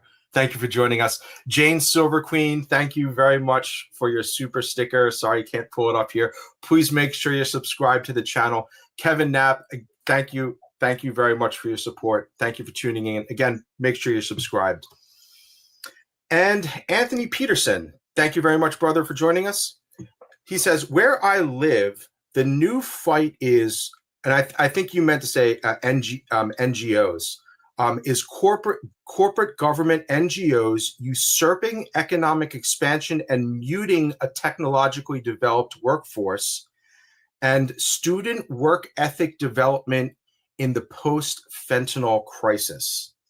I wish maybe you can give us a little. What NGOs specifically would you say are operating, and how exactly are they muting the workforce?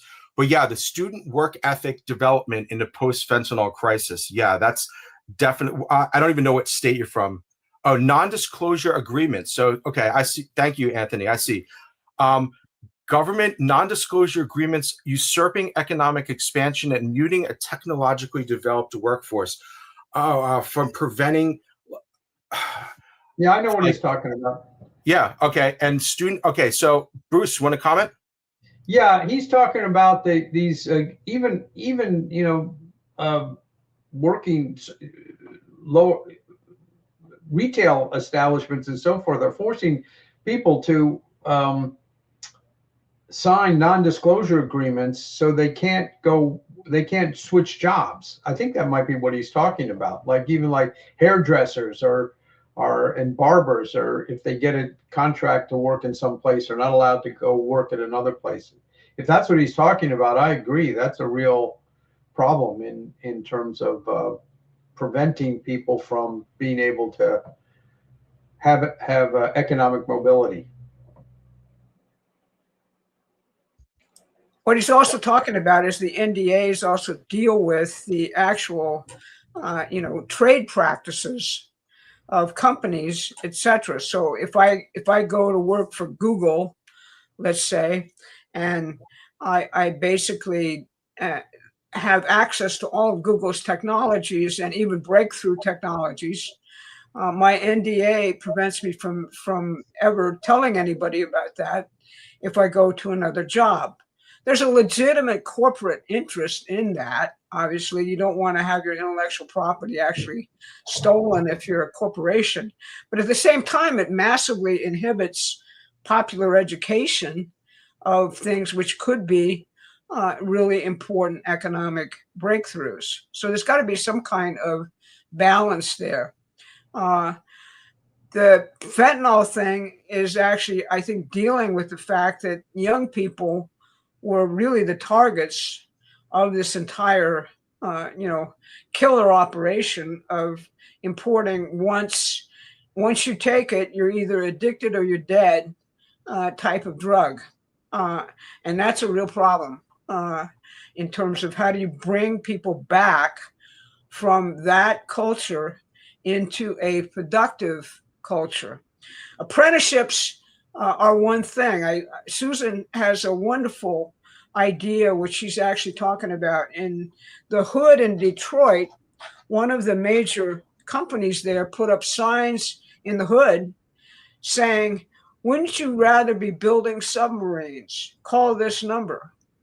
And what happened was that they got overwhelmed with applications from the most horrible area of Detroit to come in and actually learn a trade. And, she says that basically just off that sign, 10 people from the hood are now working on sophisticated technologies, building submarines. There are all sorts of programs going on all across the country now to train up the workforce we need to, actually build right now this program. Right here in where I live, Google is running a electrical training program for young people. They're on TV advertising it every single day. And they're saying, if you get accepted, we're going to guarantee you a job. You have 6 months of training. We will guarantee you a job with one of our contractors. You make $150,000 a year and come join us.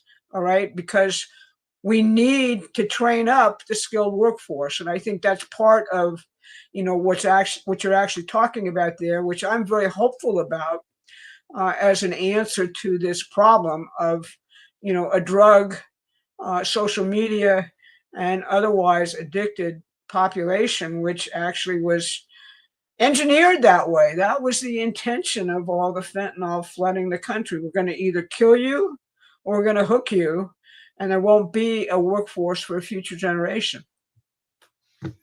Thank you, Barbara. Thank you, Bruce. Thank you, Anthony, for joining us again this week. Love having you here. Diba Dora, thank you, friend, again from earlier. Keep triggering the trolls with facts that can't be debunked. Thank you, Promethean Action, and God bless President Trump. And God bless you, Diba, for joining us and joining with us in this epic, literally epic fight to save human civilization. Really, worldwide fight. We have supporters from all over the world. Thank you very much for joining in with us. Love having you here. All right, we have plenty more topics. I'm going to switch back to our email newsletter questions, and I'm going to talk about, let me take off this banner here. I'm going to talk about Canada next, because that was the other topic that people wanted us to discuss. So let's jump to that. Question 21. So we have 5 questions here on various angles of the Canadian situation. Oops. Wrangling StreamYard. Okay. Johan says, hiya, Barbara, Susan, Barbara, and Adam. Thank you for your brilliant updates and Mike's overviews. After watching Susan's midweek update, I'm from the UK. I was really appalled at a Canadian cabinet minister, Melanie Joly, crossing the border, talking to the opposition Democrats, gaining inventory on which American lawmakers she can approach who will take Canada's side, while in the middle of a trade war is ongoing. Sorry, I can't believe what I just wrote. This is absolutely shocking. I'm astounded, completely astounded. Simple question.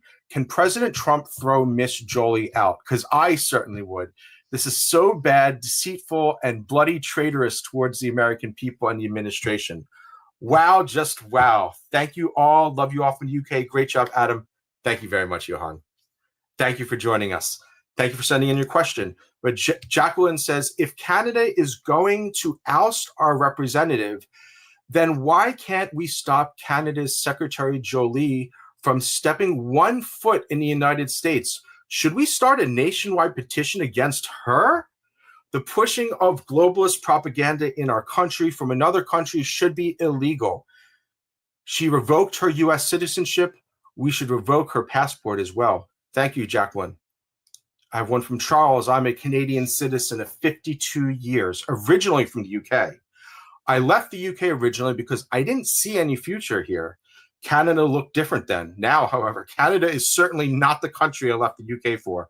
My question is, how do you see President Trump responding in the long term to Mark Carney, who these days appears to be Mr. WEF, implementing policies that have the potential of removing any equity we own in our properties Canada-wide? Initially, I believe by a United Nations mandate. By a United Nations mandate. I also wonder how he could feel about having a potential communist country on his northern border, referring to President Trump. Thank you, Charles. And Robert says, hey, folks, keep up the great work. Can you please update us on the CUSMA deal? Thank you for all you do. Thank you, Robert, for sending that in. And Tim says, what is Trump's real plan for Canada? Canada has to be the #1 strategic partner for hemispherical defense, meaning Trump needs complete control over our borders. How will he achieve this? Very insightful question, Tim. Barbara, I think you have some idea.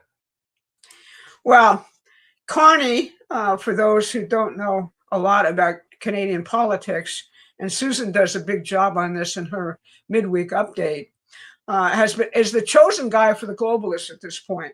He's been that way ever since the World Economic Forum and the Munich Security Conference, where the Trump administration pretty much declared its policy of opposing globalism in all of its forms. He is the central banker of central bankers. He started out at the Canadian National Bank. He then went to, for the first time ever, somebody actually being at the Bank of England who was not an English aristocrat during a critical period. He's the guy who came out in 2016 and actually said, we need to get rid of Congresses. We need to get rid of their control over budgets. We need experts from the banking community to decide the budgets of any nation, and we need a world currency. So that pretty much gives you his bona fides as a British operative. What he has been doing is saying the way to get rid of Trump and to revitalize globalism, which he admits has failed, is to organize all what he calls the middle powers against both the United States and China, who he says are the new hegemons in the world. He's done dastardly things in Canada. He is trying to intervene in our elections, as the British Labour Party has tried to intervene in our elections since 2016. Don't lose sight of that. That was, a major. Why do you think, James Comey called Russiagate the Crown materials? Why do you think it was somebody from MI6 who actually wrote the dirty dossier on Trump? This is an overall battle between two ideas about what human beings are and what our relationship is to God and the universe. And the British system is a failed system, as our key founders have known all along. And we've been engaged in a battle really throughout our history because they've attempted to recolonize us. Right now, Canada is their spot, as it has been. Where do you think the assassins of Abraham Lincoln fled to? It has been a UK British Empire, colony set up to essentially harass us ever since its entire existence. If you want to look at Medicare for all, as the DSA is actually looking at it, look where that actually goes. You'll see it in Canada. We'll give you real Medicare if you're over age 60. In fact, just say you're depressed and we'll help you commit suicide. Saves a lot of money, very efficient. So, this is a battle, between two systems, of which Canada is just, the center of it. In terms of Trump getting the better of Mark Carney, in terms of trade, I think that's exactly what's happening. It's your typical Trump deal. He threatens the impossible, a 50% tariff, which would destroy the Canadian economy pretty damn quickly. Carney has to bow, and Trump already has what he wants to extract from him. We want our farmers to be able to export to Canada without any type of tariff on our farm products, zero. Trump says he got that. Trump also says that the XL pipeline may be coming back online. I think basically what you're seeing is just a small part of the battle which is going on throughout the world between these two systems. And it's the thing we have to constantly keep focused on. In terms of kicking them out of the United States, I think we're better than that, quite frankly. I don't think we need to kick them out. I think the American people basically just have to ignore them and not fall for any of their crap and recognize the Democrat Party as an enemy entity, pure and simple. So that's how I'd answer the other question.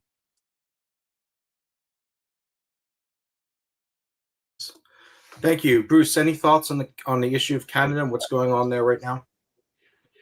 Just thank God we finally have a president who will stand up to this crap coming from Canada. I just think it's just been going on for too long, and Canada has to heel to the U.S., not the other way around. I'm tired of their crap. I think most Americans are. Thank you, Bruce. And I want to give a special shout out to our vertical stream viewers. If you're just learning about Promethean Action for the first time, thank you for joining us. Again, please make sure you're subscribed to our channel. We clip so many shorts of our videos. And on next Saturday, we're going to be doing our next political update that will also clip into a bunch of shorts.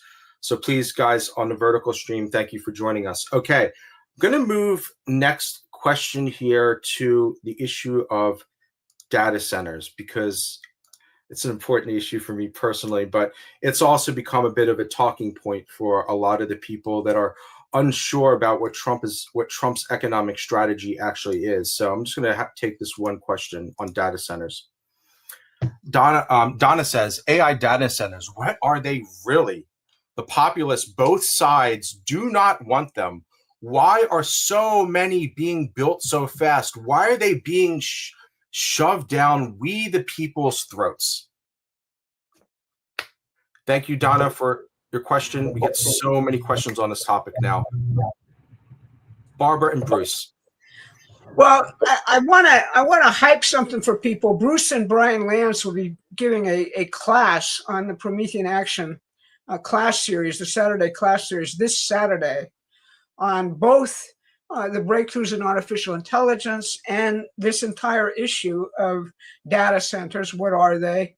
What are the problems? And what do we say about that? And what's the president doing about it? But I'd like to, on the basis of expertise here, I have some ideas about it, living in data center central in Virginia. But I basically want to turn it over to Bruce for him to give the initial answer on this. Yeah, I live in Northern Virginia too, which is data center ground zero. We have more data centers per square inch than any other place in the world. And, granted, some of the implementation of the construction of the data centers and the procurement of the land and all that other stuff should have been done better. But data centers are now a central part of American infrastructure, of a modern economy. It's no different than railroads or nuclear power plants or anything else.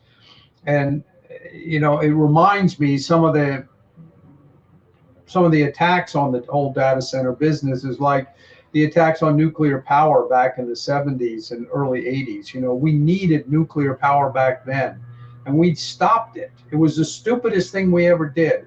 And for 40 years, we haven't built nuclear power plants, and we're behind in terms of our production of electricity.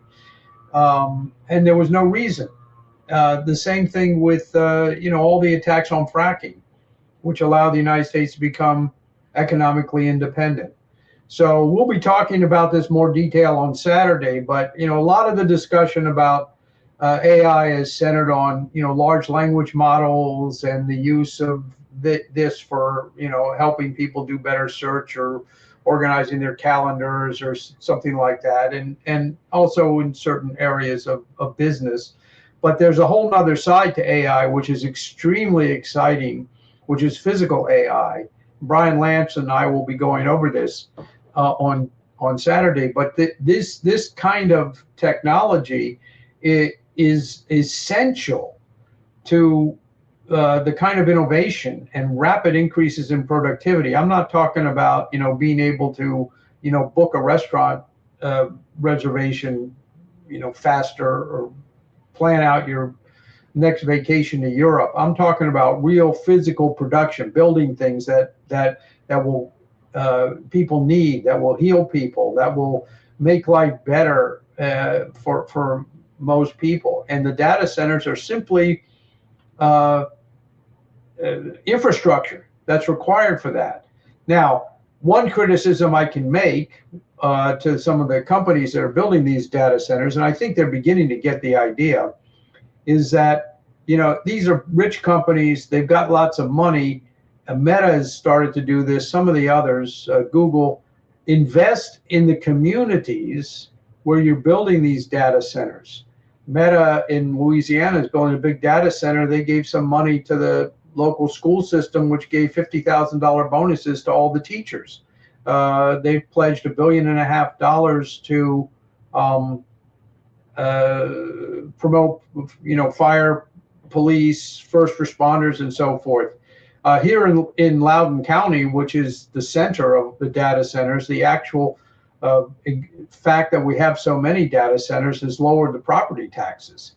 So, you know, this is something that has to be done. The second thing that Trump has emphasized, which is really important, is that the companies that are building these data centers have to produce their own electricity and to run their centers and sell it back into the grid. Those are the kinds of things which have to happen. But most of the criticisms of the data centers are misplaced. And the fact is we need them because they're part of the infrastructure of real physical AI. And when you look at the whole picture, you're going to see we need this just as much as we need railroads, water systems, and everything else. So we got to do them better, but we're going to have to do them.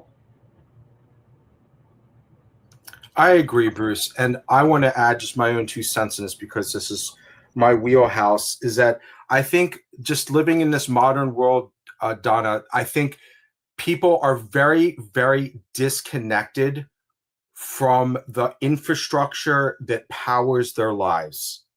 I love grid technology. I like learning about how we build these massive electrical grids. I can go to a switch, like a switch yard, and I can begin to pick out certain components, right? I actually like learning about the infrastructure that powers our lives. Data centers are no different. We're doing this entire interaction. You wrote us an email, your smartphone, your computer, all your appliances are run through data centers. If we stop building them, how are we going to keep doing this show? Social media isn't going away. Social media keeps growing. More and more people are becoming creators on these platforms. More videos have to be served. I bet most people spend hours a day on social media. Where is that computer that you're interacting with? It's not in the cloud somewhere. No, that's a physical building. Those are data centers. So I think people need to actually learn about how all the services that power your life are delivered to you, what it takes to deliver electricity, what it takes to deliver water, what it takes to deliver your internet service and power your smartphones and help make the chips. So yes, thank you very much for that. Thank you very much, Donna, for sending in your question. Thank you, Bruce. Thank you, Barbara. Thank you, everyone who's still with us. We have plenty more to keep going here. So I'm going to switch back to an international question now. We're going to hit George Soros and his connection to London. So here we go. Patricia says, to Barbara Boyd, I just listened to your podcast on the similarities between Obama and the Democratic candidates. You brought up that George Soros was an agent for MI6. How did that role play into Soros's breaking the British bank by shorting the pound? How and why would they do that? Thanks. Love Promethean Action. Thank you, Patricia. So, Barbara, can you speak a little bit more on this George Soros MI6 connection here? Well, it's a little bit deeper than MI6. Basically, the way that I always recommend on every show that people read Richard Poe's book about how the British invented communism and changed and blame the Jews. And if they're really energetic, they should pick up Carol Quigley's book about tragedy and hope, which tells you how the British elites, who are oligarchs, all operate. And the intelligence services are just kind of one aspect of things that they do. with respect to shorting the British pound, that, in our view, was basically set up to create the basis for Britain joining the EU. In other words, completely screwing up any idea of the UK's sovereignty and setting them up to actually join the EU because of needing to do that to survive at that point in time. Soros, basically, is a creature of British finance. He used to, when he was first moved to New York, manage the Queen's money itself.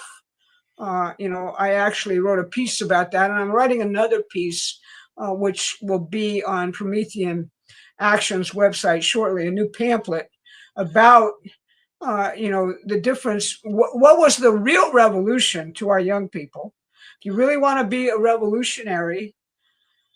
revolutionary, study our founders. Those were real revolutionaries. If you want to be a aristocrat, study the British manipulation of other revolutions and where those countries ended up. That's kind of the theme of the pamphlet I'm now writing, which will go into, towards the end, George Soros's role in some great detail. Because he's important, but he's important only because he's really a financier representative of a certain philosophical series of ideas. His mentor was a guy by the name of Karl Popper, who invented a term which he uses called open societies. Okay, Karl Popper was a lifelong advocate of Aristotle and British empiricism against what he saw as the American Revolution as being Platonic. Very interesting, isn't it? In terms of these two very different ideas about man. So that maneuver was essentially designed to throw the UK directly into the European Union at that point in time because of its actual financial destitution after the pound was collapsed. And it's obviously what Brexit tried to remedy, but now we're, through Carney and others and the British government, we're going to rejoin the EU because really that's the kind of arrangement we like. Hopefully, the British population, just like in Brexit, will say something like no to all of that crap. And I'm very hopeful about that. Thank you, Barbara. And I have to give a quick shout out here. So first off, thank you, Greg. I can't pull up your super sticker or anything. Thank you very much for joining us today. Please consider getting our free email newsletter, links in the description. And also Dane says, fun matching Greg. Thank you, Dane, for joining us again. Thank you for sending $20. I'm pretty certain you're on the email newsletter, but I just want to say it again. Please make sure you're getting our free email newsletter. Thank you, everyone. We have plenty more questions here. So let's take a really simple one that gets to the point here. Whoops. Wrong one. No, go away. Okay. Sorry, this is StreamYard being really StreamYard's getting me. Okay. And so we're going to talk about the American system, which question number 17 here. Okay, so simple question. StreamYard.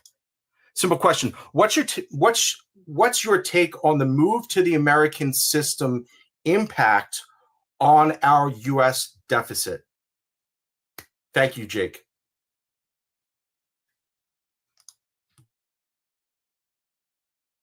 I'm going to throw that one over to Bruce because I need to get a drink of water before my voice goes.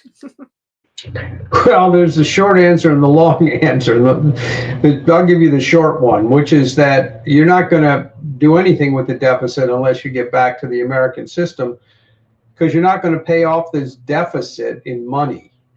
You're going to grow your way out of it. Now, we're lucky we have Scott Bessent there as Treasury Secretary. He's probably the best Treasury Secretary we've had since Alexander Hamilton. both because I think he understands the American system, and most importantly, he understands what Trump wants to do and supports it. And he's brilliant, and he understands financial markets. A lot of people, including myself, understand financial markets on a general basis or a superficial basis, but this guy's actually operated on them, so he knows how they work. He knows how they're manipulated and so forth, and I think he's doing a brilliant job. So he's taking measures to make sure that we manage the deficit. We obviously, but the only way you're going to really reduce its effect on the economy is to grow the economy. And then the deficit becomes a much smaller percentage of GDP or of physical production than it is right now. So that's the point. If you continue to try and deal with the deficit using Keynesian or Friedmanite methods, that is by manipulating money, cutting budgets here and there, doing things monetarily or fiscally, it's never going to work. The only thing that's going to work is physical growth. And the only way you're going to get that is the American system. So that's the short answer. Thank you. Any comments, Barbara? No, I think that if he really wanted to go deep into this question, he should read Hamilton's piece on the public credit, where he actually talked about the fact that growth in the ways that he actually talked about would cure our actual bankruptcy. We were bankrupt at the end of the revolution. We were just basically bankrupt. We owed war debt all over the place, including the ability to pay our soldiers. And Hamilton wrote a report to Congress called On the Public Credit, in which he actually worked out a system to turn the debt into profit by actual physical economic growth. And if people actually want to dig into that on a deeper basis, I highly recommend that you dig into Hamilton a little bit, and it'll give you an insight which none of these bankers will ever again tell you about. So I think it's pretty important to know some of those basics also. Thank you. And another question here on the American system. I think this is going to be the last one, but I think this is a really good question here, so I'm going to read it. Regarding Hamiltonian economics, it is evident that the economic system that built America is not the system we have now. I assume that greed and a departure from Christian ethics by American industrialists who built and run factories, and the uniparty congresses that strangled domestic production while opening the door for cheap imports, changed free market into crony capitalism. Our patent office was compromised, and the stolen or confiscated intellectual property of its inventors stifled innovation. Our industry and manufacturing base was gutted, and the middle class was decimated. I had never heard of Hamiltonian economics until I found Promethean Action. Is there a short definition? Is it reversing the uniparty cronyism and recreating all new loans, tax codes, tariffs, etc., and has no short definition? I agree. Is it reversing the uniparty cronyism, recruiting new loans, tax codes, tariffs, and has no short definition? Then I agree. If we tell the Turning Point USA generation to fight for the Milton Friedman free market status quo, we will lose them and our country. It has failed us entirely, but especially them, the younger generations, just like it was designed to. We boomers are the new tribe to be defined by neo-Marxism for vilification. I don't expect the TPUSA generation to listen to me more than 3 minutes. Please give us the elevator pitch. Thank you. Thank you, Don, for your insightful question and opening yourself up to us and trying to figure out what this American system is. Barbara and Bruce, how would you respond to Don, who's trying to figure out what this Hamiltonian system is, but he knows that the free market Milton Friedman thing is completely dead? Well, I mean, you got to look at the experience of young people who lived through what they've lived through. Think about the 2008 financial collapse and who that hurt. It hurt the middle class. It hurt the working class. They were devastated by it. And we bailed out the world's banking establishment on their backs. Okay. Then think about COVID and the mandates and the totalitarianism and putting something in your body which may or may not kill you. You never know because we never did the studies. Who knows? That to them strikes them, I believe, as the height of complete irrationality as the present system. So the way I'm going to try and approach it, I think, is, do you really want to have a revolution? Then study the real revolutionaries, the guys they've tried to bury for over 250 years. All right. If you want to look at what you've lived through Milton Friedman's idea of capitalism. Did that come from America? No. Is libertarianism come from America, which is what's being sold to you? No, that came from Austria. All right. And the British and the UK and Cambridge University.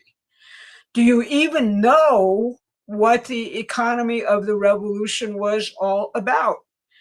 Well, it was about how do you use your mind to actually change the universe? Pretty exciting stuff. And it's completely different than anything you've ever been told about the United States. So that's my beginning elevator pitch. I'm sure that people will help me perfect it. I being a boomer and confessing to, that kind of trait. But I actually think there are some boomers who realize that our entire generation was, I won't even put it in not so good words, but you also got to think about the crap which this boomer generation went through. When I started my political life, it was under John F. Kennedy. He got shot and killed. Susan will tell you, she started her political life under Robert F. Kennedy. He got shot and killed. When I really wanted to think about my social consciousness, I looked to Martin Luther King. He got shot and killed, all in the same year. And then we went to war in Vietnam for what purpose? Who knows? We were supposed to be defeating communism, but it ended up, basically inculcating large numbers of our troops in the dope trade and heroin. So the point is, this generation, I always like to ask my boomer friends, when did you decide to sell out? Because that's what it was. It was basically giving in to horrible events through a lack of guts and courage and the intellectual background to actually back that up. So the point is that, that's my defense of the insanity of my generation. But I have to admit it was crazy. And what it did to the younger people was really bad in terms of the fundamental thing each generation owes to the next. I'm supposed to be here to really make your life better, not to consume endless sex, drugs, and rock and roll and all the other stuff that came with the counterculture. So, that's a longer answer to a pitch, but I think you've got to take all of that into account as you begin to actually think about it. Thank you, Barbara.